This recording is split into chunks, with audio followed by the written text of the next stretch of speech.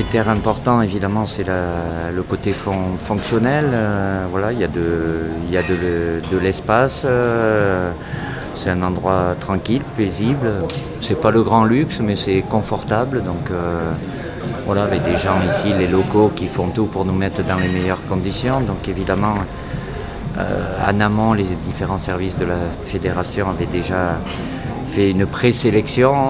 J'étais revenu avec le staff technique cet été pour voir de plus près. Bon là, aujourd'hui c'est sous la neige, donc on ne peut pas tout imaginer, mais oui, c'est quelque chose qui nous convient, avec certains aménagements par rapport à la spécificité d'une équipe de foot, avec évidemment une salle de musculation et quelques aménagements au niveau du médical pour la récupération et tout ça. Donc, mais c'est un bel endroit, je le répète, le côté fonctionnel, infrastructure nous conviennent parfaitement par rapport à nos besoins.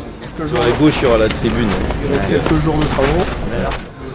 On est à environ une cinquantaine de kilomètres de Moscou. Évidemment, lorsqu'on avait mis cette option-là, on pouvait imaginer de jouer sur les différents stades attribués pour cette Coupe du Monde. Aujourd'hui, avec le tirage, on sait où on joue. Voilà, on a des déplacements qui sont corrects, puisque le plus long déplacement, c'est Ekaterinbourg, qui est à peine un peu plus de 2 heures d'avion. Donc voilà, même si la circulation à Moscou est dense, on a un aéroport qui est à une petite heure du camp de base. Les déplacements seront longs pour toutes les équipes de toute façon. Мы собираемся использовать вот эту вот конференц-комнату, которая для этих терапевтов, которые...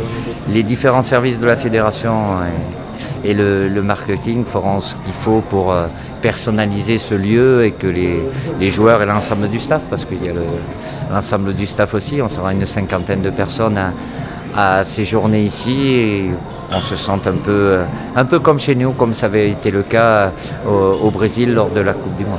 Ici, c'est une salle de muscu, là. C'est une salle de muscu, là. Ouais. On va pas. J'ai pas envie qu'on se retrouve en vase clos, que ça soit style bunker. Il y a de l'espace, on est dans la nature, on peut aménager, et puis après voilà, avoir toute la fonctionnalité qui est importante pour nous dans les différents services. Il y a l'aspect médical, l'aspect vidéo, il y a l'intendance aussi, et puis la partie spécifique où la salle de fitness est quelque chose d'important. On a la possibilité, comme il y a déjà l'infrastructure avec une tente, qu'elle soit à l'extérieur, en aménageant. Donc il y a tout ce qu'il faut. Qu'on déplace il y a 2 options pour avoir échangé un petit peu avec les différents sélectionneurs. C'est pas simple. C'est pas simple parce qu'on est obligé de fermer les yeux et d'imaginer.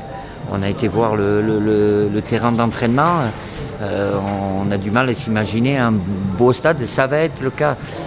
Là, la structure, elle y est, mais il faut encore imaginer et penser avec des aménagements.